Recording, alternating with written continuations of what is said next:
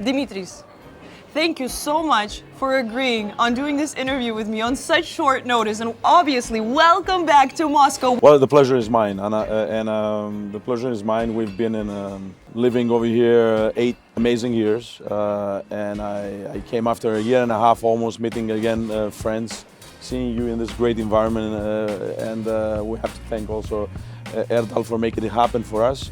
So thank you so much. The pleasure is mine. Who made the decision of coming and participating in the Super Cup? Because, right now with the whole situation, not many clubs, want to be involved in events that have to do with Russian basketball. Well, let me say that Mr. Ali Koch, that he's the president of the whole organization of Ferenbach, so he's well known about his empathy in regards of what is a sport and what is other things. So sport is unites.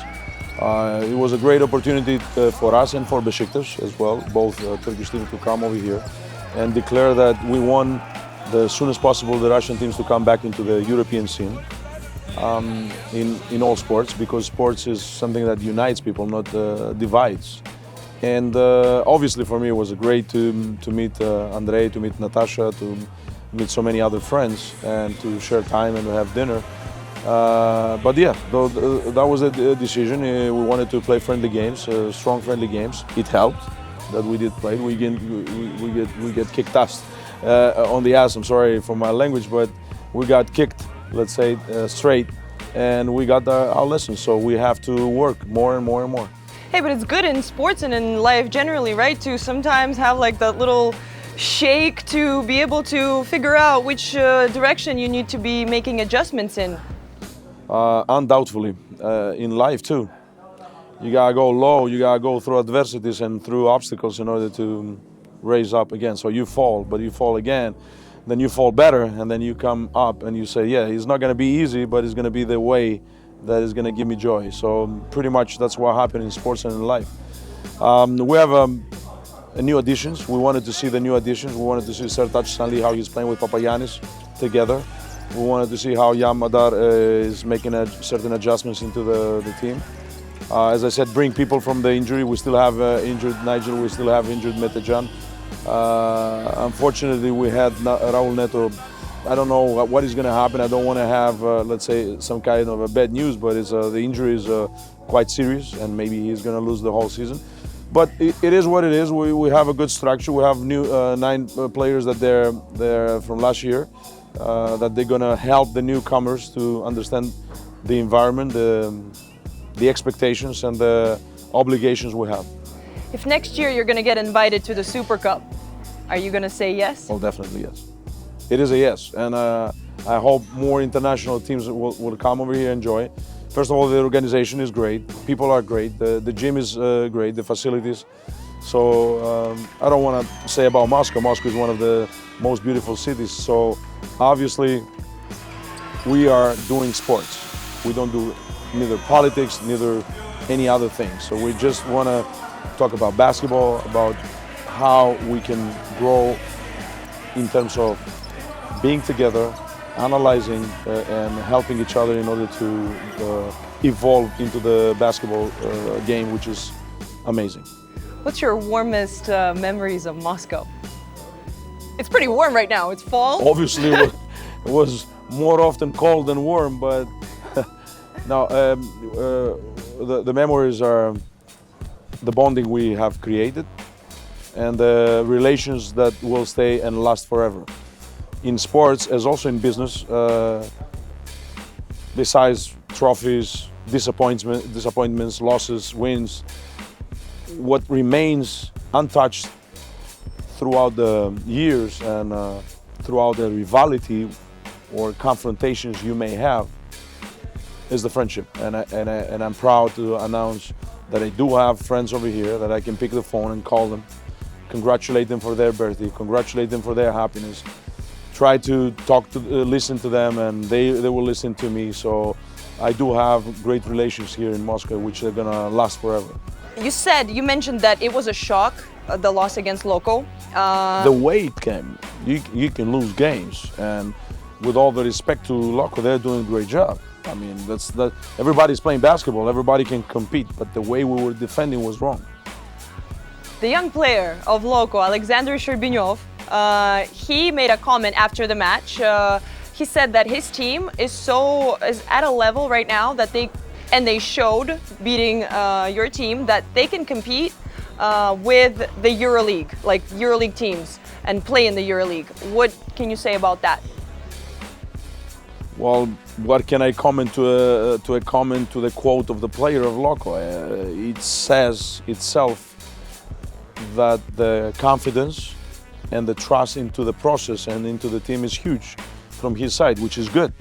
That's a great thing. So that's another quote that sports people, they want to compete in the highest level, and I believe that Loco as well deserves to be in the European scene as also Zenit, obviously Unix, and of course CSK. You know, CSKA has had to make some great adjustments, and those adjustments are also a cause of their exclusion from the EuroLeague. What is your opinion on that, on what is happening to the team and on their performance right now? Obviously, I'm not the one that had to comment because I don't know all the things, and the only thing I want to say is that CSK has a great organization, management that has tons of experience. During the Super Cup, there was a lot of players young players that are members of the national team. The World Cup that has just finished, let's suppose that those players were allowed to play. Which position in the tournament do you think they would have gotten? Well, that was too much of a hypothetical question. I'm sorry, Anna, for that. I'm not getting into hypothesis of how, where, how. I mean, you see that in basketball, everybody can compete. So you gotta go on the court and compete. Contracts and budget are not playing basketball. Obviously, is the great base on how you have to build something, and it's let's say the green light or the support that each and every coach needs to have in order to have a consistency on signing good players and keeping the core untouched, let's say, when it's needed. Speaking about the results of Greece at the World Cup, some experts say that the result that your team reached is due to lack of a roster of talented players. What can you say to those experts? Well, I'm not here to answer to the experts, and I don't know who are they, but congratulations for them that they have the name of expert. I'm not an expert, I'm just a coach. So great thing that they are experts. I just want to say the facts. I mean, the facts was that we wanted to have a continuity. Unfortunately, we couldn't. When I'm saying the continuity in regards of the roster that we have had in Eurobasket. But everybody who had not got the call for the national team was justified. I mean, Kostas Loukas said us from the beginning that he needs a rest for that summer. His body is giving some signals of well-needed rest. So you can't put a gun to a player. I mean, and especially to a player that had gave to the national team so many times and in so many competitions. The same happened pretty much with Kalathis, that he asked me. The same pretty much happened with Dorsey, that he had also the pregnancy of his wife, that he wanted to be supportive, and his back problems that was bothering him to be on the team. And then we had two players that they went under surgery. I'm talking about Giannis Antetokounmpo and Kostas Antetokounmpo, that they had a surgery, so they were not able to recover and to be with the team. This saying also, Kasselakis was the sixth player that the doctor suggested him to rest his body and not being with the national team.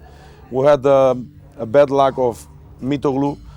One day before the game, that he had a problem with his finger and he couldn't stay to participate. So, summarizing all this, we have gathered a group of people that they had a clear understanding who we are, what is our identity, what the identity should be in this short amount of period, as I said. And it's not easy, it's a shock. When your first scorer and the first rebounder, Dinos Mitoglou, in the friendly games that we played, he got injured before the jump ball. You know, like it kind of shakes the team a little bit. How tough was it to make the decision of leaving the national team? It was very tough. It was very tough because, you know, I said that in my announcement. We all understand how small we are in front of the flag and in front of the national anthem. It doesn't matter the name, surname, the amount of success you have had. We all are so little, so small in front of the anthem and the fact that you represent your country. That's a privilege, that is the same as an obligation. And but due to the fact that I have so many obligations with Fenerbahce, I don't know when the season is going to start. It might last longer than it is. We have the windows. We have so many things that keeps me out of being fully concentrated and dedicated. We decided that's the right time to move on. I'm not leaving the national team. As I said, I put myself, I'm open for any kind of collaboration, suggestions may need it. National team is above each and everyone's whatever personal agenda might be, and I don't have a personal agenda. Dimitris, last year, exactly 1 year ago, in your spot was sitting Željko Obradović. We talked, we had a very meaningful conversation with him, and of course we talked about you. We touched upon some things. I want to ask you, how can you characterize him in 3 words? Well, that would not be fair to give me 3 words, but I will say the best coach, my best man, and a family, a teacher. I was expecting to hear that because you said that you guys were married for 13 years almost. Yes, I mean, but in 3 words now, you cannot saying what Željko represents for European basketball, for me, for my family, the innovations he have had all these years. So he's the one, remains the one. May God gives him health, him and his family. I love them so much. It's obvious that he has impacted you a lot as a coach, but how has he impacted you as a person? A lot, because as I said, we are bonded and we have relation out of the court. And that's something that was built through the year, through the trust we gained. He baptized my daughter, he married me, and that's something that you can find often into a, from the profession standpoint to go also to the family standpoint. He told me in the interview that you guys would argue a lot. It's honestly very tough to imagine that there is a living person on this planet Earth that can argue with Željko Obradović. How did you manage to do that? Well, the good thing is that we were arguing in behind closed doors. We were not arguing in front of players. When we went out there, we were like one. Like otherwise, how we would have worked through the argument and through the confrontation. When you can justify your position, you can only win. It's very interesting. You just mentioned the word yes man. I mean, you understand what I'm saying? I understand what you're saying. My interest is, I was not neither the no man. I was the one who brings something being justified. I need to justify each and every situation, knowing and being a little bit in his shoes. What was the pressure he have had? What was the expectation from fans and the club? And that worked perfect because he was such transparent and a big to give me a floor to operate. It was not a man like, I don't hear you, I don't want to. It was the open mind, and he was listening each and every one of us, being again justified in what he brings on the table. What motivates you? What is your goal right now? What are you hungry for right now? Well, in your job, in my job, we need to find the why we're doing that job.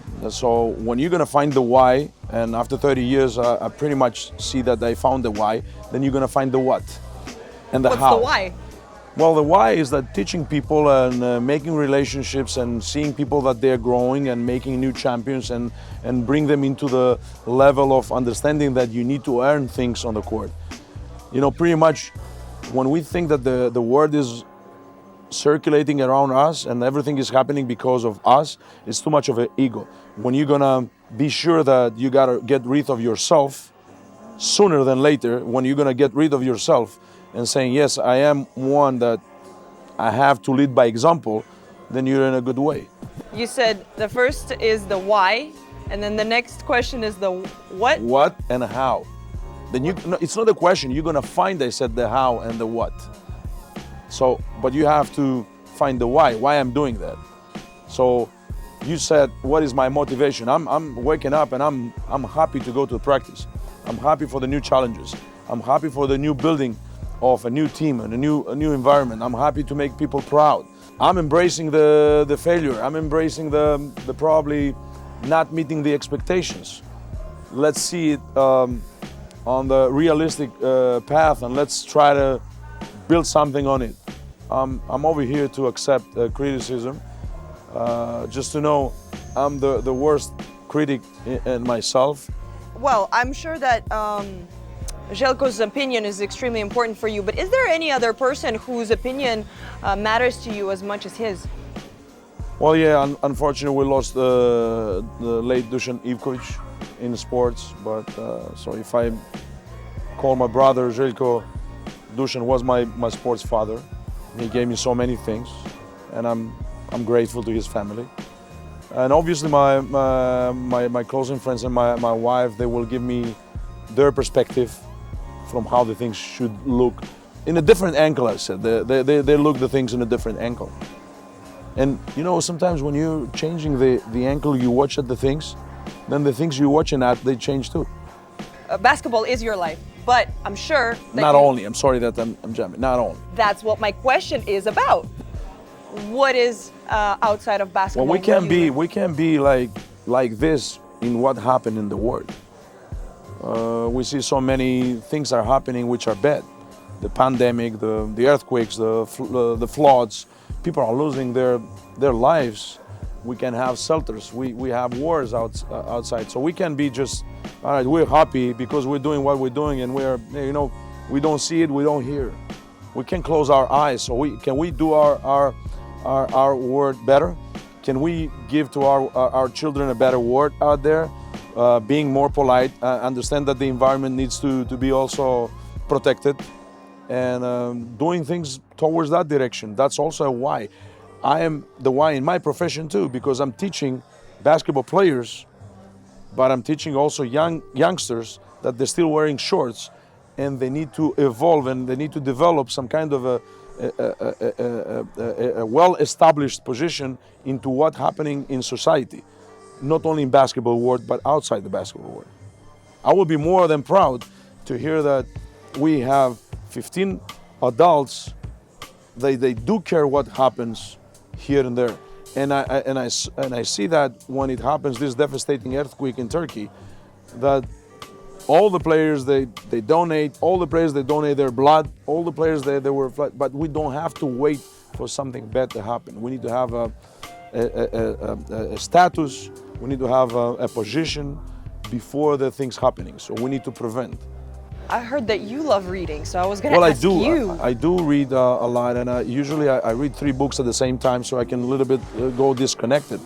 Like one might be this direction, the other might be that direction, and the other is a fiction direction, or history, or science, or a motivational book. So try that. I'm suggesting that. I can't imagine. You cannot lose your concentration. You're going somewhere, then you change a little bit the topic, then you're going somewhere else, then you're going. You know, it's not. I'm not saying that's the right thing. Maybe I'm doing it, and I've heard that some other they're doing it. I tried it. I liked it. Trains your mind agility, or? Well, definitely yes. I mean, okay, if you're not, I mean, go with the one and then change it. It was like, I remember I read a book on a flight from Moscow to Barcelona. I finished it. It was smaller, but it was so, like, I wanted to finish that. You know, in the interview with Kyle, it started off very sentimentally. You almost cried. Did I? One can't imagine you crying, but you were very sentimental in the beginning of that interview. Can we see you more like that sometimes, or is it just a small? Men crying too, you know. Men crying. It's not a privilege of woman or any other gender now, so men crying too. No, Kyle, as I said again, meant a lot, means a lot, will mean a lot for me. He's the one that he gave me a different dimension of what the cooperation between a player and a coach. Allow me to say a small story. It's not only, it is related also to Kyle, but it's another player that gave me a call now in Manila. For now, let me not say his name, but it's not because it's a secret, but I don't know if he wants me to say his name. So he called me around 2 or 3 o'clock in the morning, and he says, "Hey coach, I want you to be the one. I'm saying that I'm gonna stop playing basketball. And I wanted to call you in person to thank you for what you have done for me, for my family and everything." And then I called Kyle to say to him about that call, and I said, I mean, at that moment I almost cried. The player shows so much of respect. He said, "I'm gonna call few people that they helped me.